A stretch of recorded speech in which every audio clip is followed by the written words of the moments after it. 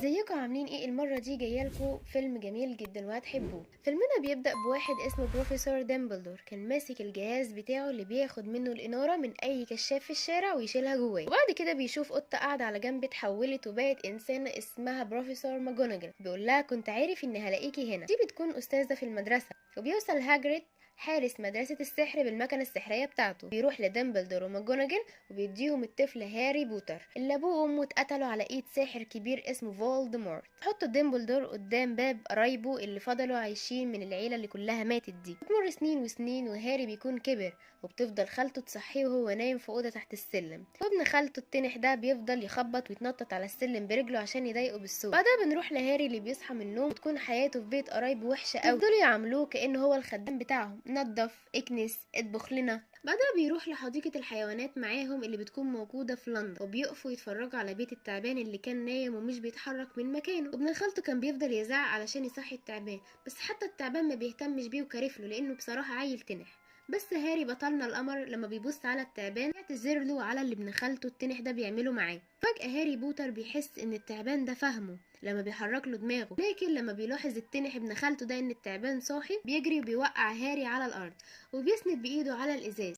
وبعدها هاري لما بيبص عليه وهو متعصب جدا بيخلي الازاز يختفي. ابن خالته بينزل مكفي كده على وشه عند بيت التعبان، بيتحرك التعبان وبيخرج من بيته وهو ماشي، بيشكر هاري انه حرره من المكان ده. بعدها بيقوم التنح ابن خالته ده عشان يخرج من بيت التعبان، بيلاقي الازاز رجع تاني مكان، ويفضل يصرخ ويزعق، واول ما امه بتشوفه بتتفجع وبتفضل تصوت. بعدها بيرجعوا على البيت، بيحبسوا جوز خالته في الاوضه اللي تحت السلم وبيقول له مفيش حاجه اسمها سحر، انت فاهمني؟ وبعد فتره بتيجي بومه على البيت وبترمي لهم جواب، ولما هاري بياخد الجوابات بيلاقي جواب خاص بيه هو لوحده وباسمه، فبيستغرب جدا. فجاه بنلاقي اجلي اللي هو التنح ابن خالته ده بيجري وبيخطف منه الجواب، وبياخد جوز خالته الجواب وبيقول له جواب ايه ده مين الغبي ده اصلا اللي هيعبرك؟ وبعدها بدا يزيد عدد البوم وبيرموا الجوابات دايما، وجوز خالته بياخدها يقطعها، يوم يحرقها يوم يقطعها، ويفضل يغيظ في هاري كل يوم على كده، لغايه ما في يوم عدد البوم فيه كبير جدا لدرجه ان بيت العيله بيتهز زي الزلزال، وبيدخل البيت عدد كبير جدا من الجوابات والرسائل لحد ما بتغرقهم في كل مكان. بيروحوا يقعدوا في مكان تاني على البحر، بيسمعوا خبط جامد على الباب، وبيكسر الباب شخص ضخم جدا، وبيطلع ان ده انكل هاجريد حارس مدرسة هوجرتس السحرية. بيطلع هاجريد الجواب وبيقراه لهاري، وبنلاقي في الجواب مكتوب انه هاري اتقبل في مدرسة هوجرتس للسحر الاسود، لكن هاجريد بيشوف ان اجل التفس ده بياكل من التورته اللي كان جايبها لهاري، فبيقول عليه تعويذه بتخلي شكله يفطس من الضحك. بيقعد هاري يضحك عليه. بعدها بنروح لهاري اللي بيروح مع هاجريد في القطر، وبعد شويه بينزلوا منه بيمشوا في السوق لحد ما بيدخلوا محل شكله غريب كده، وبيلاقوا فيه ناس كتير هناك وكلهم بيستغربوا لما بيعرفوا ان الطفل ده هاري بوتر. بيقعدوا كلهم يبصوا له يظهروا له كل الاحترام لحد ما بيقابلوا استاذ اسمه كولوريل وبيسلم عليه، وبيقول له هاجريد ان ده هيكون استاذه في تعليم الدفاع ضد السحر الاسود في هوجرتس. بيعمل هاجريد تعويذه على الحيطه، بيتحرك الطوب كله من مكانه وبيتفتح وبيظهر من وراها ممر لمكان تاني شكله غريب. بيدخل هاري وهو مبسوط ومتفاجئ لانه بيلاقي عالم تاني خالص غير العالم بتاعه. بيقول له هاجريد ساعتها انه هنا هتقدر تجيب وتختار كل الادوات اللي هتستخدمها في المدرسه بتاعته. وهاجريد بيشاور لهاري على مبنى شكله غريب جدا وبيقول له ان ده البنك بتاع السحرة. فبيدخل هاري وبيلاقي شكل المكان غريب جدا، وكل اللي شغالين فيه اقزام وشكلهم غريب ودانهم كبيره قوي. وبيقول هاري لهاجريد على حكايه الندبه اللي في راسه دي سببها ايه. يقول له هاجريد بصوت واطي فولدمورت. بيقول له هاجريد ان فولدمورت لما بدا جمع كل اللي تبعه ناحيه الجانب المظلم، واي حد كان بيقف قصاده كان بيموت على طول. عشان كده قتل ابوك وامك عشان حاولوا يمنعوه، بس ما قدرش ان هو يموتك انت، عشان كده الندبه اللي عندك دي جرح مش عادي، ما جاش غير بلعنه عليك.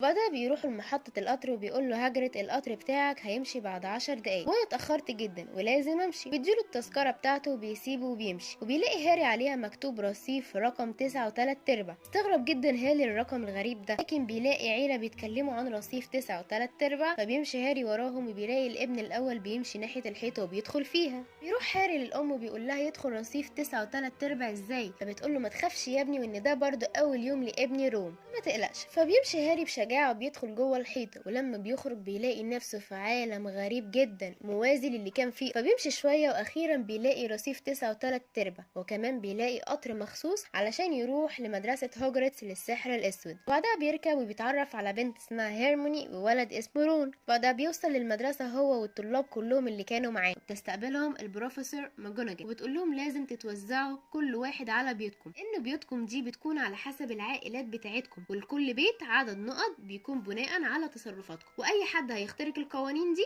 هيخسر النقط بتاعته. وفي نهاية المدرسة اكتر بيت هيبقى عنده عدد نقط كبير هيفوز بكاس المنازل. بيكون اول اسم هيرمون، وبتلبس طاقية الفرز للمنازل، وتفكر الطاقية كده شوية وبتقول دلبندرو، وبيروح بعدها دراكو وبتختار الطاقية ليه سليزرين، وبيقول رون لهاري ان كل السحرة الاشرار اتخرجوا من سليزرين. بعدها بيروح رون وبتختار الطاقية ليه بيت جريفندر، لحد ما بيجي الدور على هاري بوتر. كان البروفيسور مهتم بيه جدا، مهتم يعرف بيته جدا، وبتفكر الطاقية شوية وبتقول صعب جدا، وبتقول شجاعة مع عقل مناسب وانه عنده موهبة كبيرة. تسمعوا الطاقية هو بيقول في سره بينه وبين نفسه انه مش عاوز سليزرين. تسأله الطاقية ليه بتقول كده؟ حتى انت هتكون ساحر عظيم جدا، ليه مش عاوز سليزرين؟ لكن بسبب رغبة هاري واصراره فبتختار ليه جريفندور، وكده هاري بيكون مع اصحابه في نفس البيت. وبعد كده بتكون اول حصة ليهم حصة الاستاذ سناب، بيقعد يبص لهاري وبيفضل يتلكك ليه على اصغر حاجة. بيكون واضح على سناب جدا انه بيكره هاري قوي ومش طايقه، وبيسأله سناب كمان سؤال في الحاجات اللي هو المفروض لسه هيشرحها. بيفضل سناب يتريق عليه لما هاري ما بيجاوبش، بيقول له الواضح ان الشهرة مش كل حاجة، وبيقول سناب انه تم خصم 5 نقط من بيت جريفندور بسبب وقاحة هاري. وفي حصة التمرين على الطيران بتروح المعلمة مع نيفل المستشفى لانه اتصاب، وبنلاقي ان دراكو اخد الكرة السحرية بتاعت نيفل. بيقول له هاري انه يديها له حالا عشان دي حاجة مش بتاعته، لكن دراكو بيتحدى هاري وما بيرضاش يديها له، وبيركب المكنسة بتاعته وبيطير بالمكنسة السحرية بيحدف الكرة بعيد، وبيطير وراه هاري علشان يجيب الكرة، وفعلا بيمسكها. وكان واقف جنب شباك الأستاذة ماجوناجل فبتشوفه من الشباك، وبينزل هاري من على المكنسة بتاعته، وفجأة بيلاقي الأستاذة ماجوناجل جاية وبتقول لهاري يجي وراها حالا، وبتروح تعرفه على طالب اسمه وود، وبتقول لوود إنها لقيت له باحث جديد، وده معناه إنه هاري هيشارك في فريق ريادة الكريديتش بتاعت جريفندور بسبب إنها أعجبت بهاري ومهارته في الطيران لما كان راكب المكنسة بتاعته. وبنروح بعدها لهاري وهو ماشي مع رون وهيرموني، فجأة بيلاقوا السلالم اللي طالعين عليها مكانها بيتغير لطريق أول مرة يمشوا فيه، وده بيكون الدور المحظور إن أي حد يدخله، ودايما الأساتذة بيحذروا منه. ويدخلوا أوضة شكلها مرعب، وبيلاقوا فجأة النار قادت لوحدها فيها، وقطة فيليتش أول ما بتشوفهم بتقعد تنونو، بيطلعوا يجروا بسرعة قبل ما فيليتش يجي ويشوفهم. وهم بيجروا بيلاقوا باب عشان يستخبوا وراه، بس الباب بيبقى مقفول مش راضي يفتح، لكن هيرموني بتقول تعويذه كانت اتعلمتها خلي الباب يفتح لوحده، وبيدخلوا يستخبوا وراه. لكن الكارثه السوداء يا عيني انهم اول ما بيبصوا وراهم بيتصدموا لما بيعرفوا ان الباب اللي دخلوه ده موجود فيه وحش ضخم جدا وعنده 3 رؤوس شبه الكلاب بالظبط. فوقفوا ال3 متنحين من الصدمه، بيصرخوا هم ال3 وبيحاولوا يقفلوا الباب وراهم لحد ما بينجحوا بكل صعوبه انهم يقفلوه، وبيطلعوا بعدها يجروا وبيهربوا من هناك. وتاني يوم كان الكل قاعد في قاعه المدرسه الكبيره بياكلوا، بيلاحظوا ان هيرموني مش موجوده معاهم، انها ما جاتش.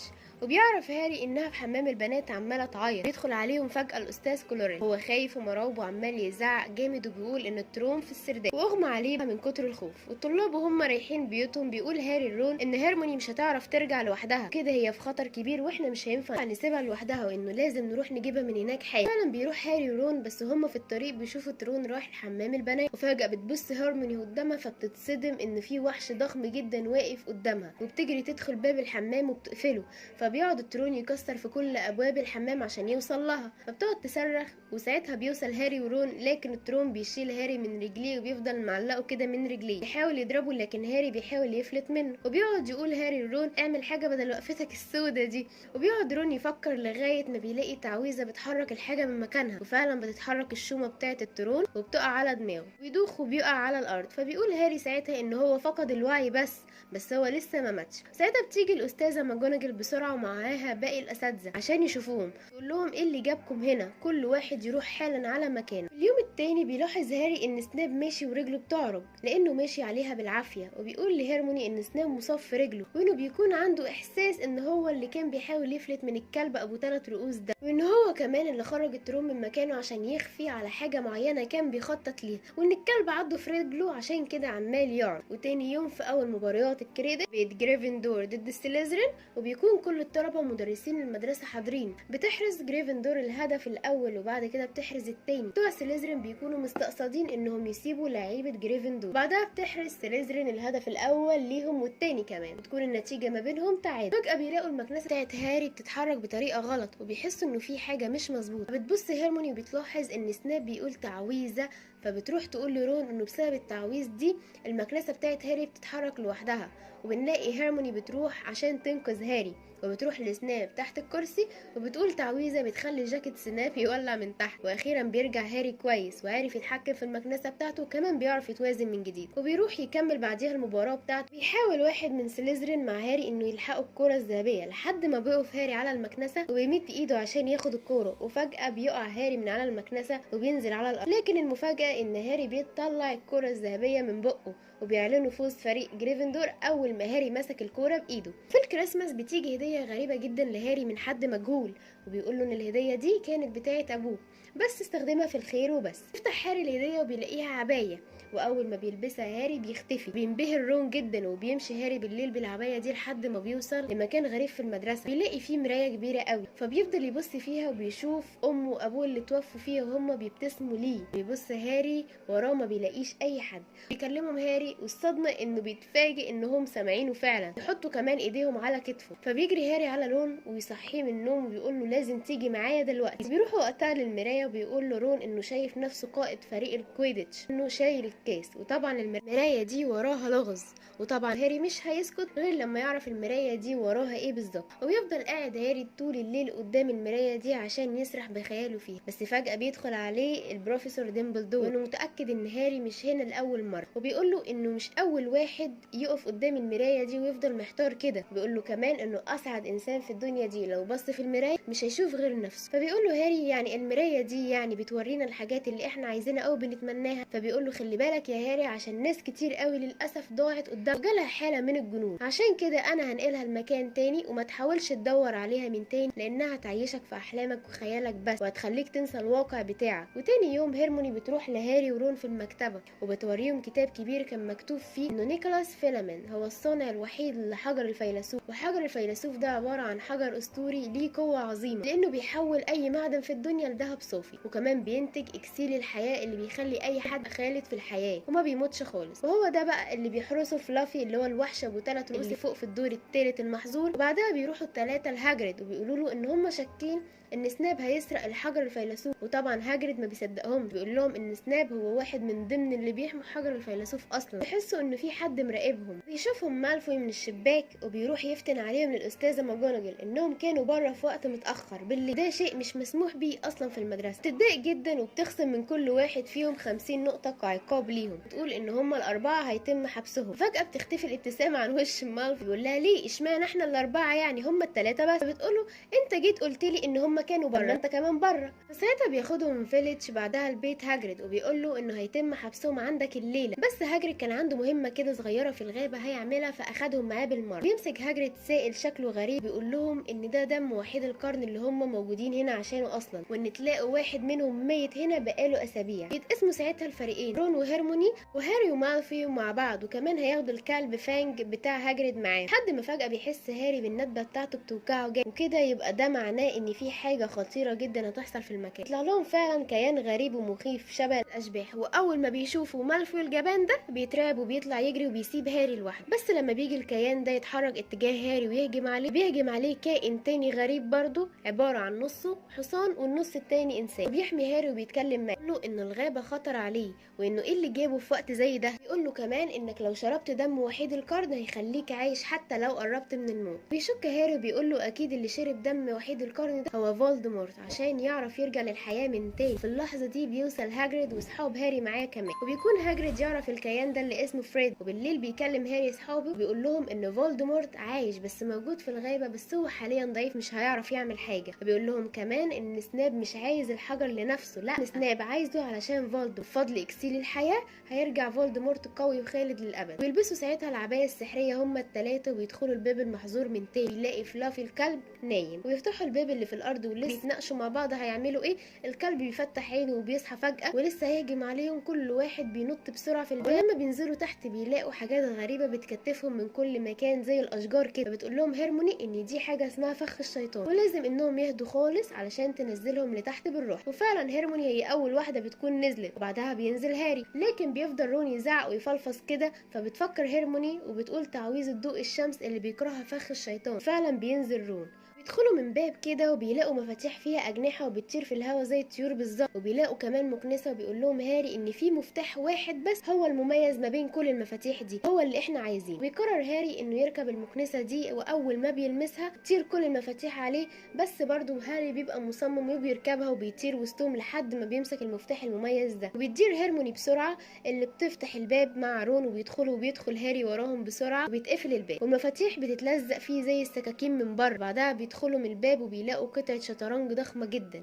ولسه هيروحوا ناحيه الباب بيلاقوا العساكر اللي في الشطرنج بتمنعهم، وده معناه انهم لازم يلعبوا الشطرنج ويكسبوا كمان عشان يعرفوا يعدوا من هنا. وفعلا بيفضلوا يلعبوا لحد ما بيقول رون انه لازم يضحي بالقطعه اللي هو مسؤول عنها، وبعد كده يبقوا يكسبوا، بس كلهم بيرفضوا الفكره دي. لكن ده اللي بيحصل فعلا، وبيموت الحصان وبيقع رون على الارض وبيتصاب. بعدها بيموت الملك وبيكسبوا اخيرا. بس بعدها بيقول هاري لهيرموني انها تاخد بالها من رون وتبعت رساله للبروفيسور ديمبلدور هو هيدخل لوحده. وفعلا بيدخل هاري لوحده وبيلاقي الاستاذ كولرل واقف قدام المرايه، وبيتصدم هاري وبيستغرب جدا لانه كان متوقع انه يلاقي سناب. فاول ما بيشوفه كولرل بيقول له انه في مباراه الكويديتش هو اللي حاول يقتله بالتعويذ مش سناب، وانه سناب كان بيعمل تعويذ مضاد علشان يحميه. وبيكون انكل كولرل بقى هو اللي دخل الوحش حمام البنات، لكن سناب اكتشف ده ومنعه. بيسمع هاري صوت موجود معاهم تالت بيقول لكولرل استخدم الولد، وبيروح هاري يقف قدام المرايه وبيساله كولرل شايف ايه. يكون هاري شايف نفسه هو معاه الحجر وكمان بيحطه في جيبه، وده بيصدم هاري جدا وبيخليه مستغرب لانه لما فعلا بيلمس جيبه بيلاقي الحجر موجود فيه. بيكدب على كولرل بسرعه وبيقول له انه شايف نفسه هو بيسلم على البروفيسور ديمبلدور وكمان فاز بكاس المدرسه، لكن الصوت الغريب بيقول لكولرل ان هو بيحور وبيكدب عليه. وبيشيل كولرل العمه اللي كان لابسها على دماغه، وبيطلع ان فولدمورت موجود على راس كولرل مس من ورا. بيقول لكولرل الشيء اللي هيرجع له قوته من تاني ويرجع له حياته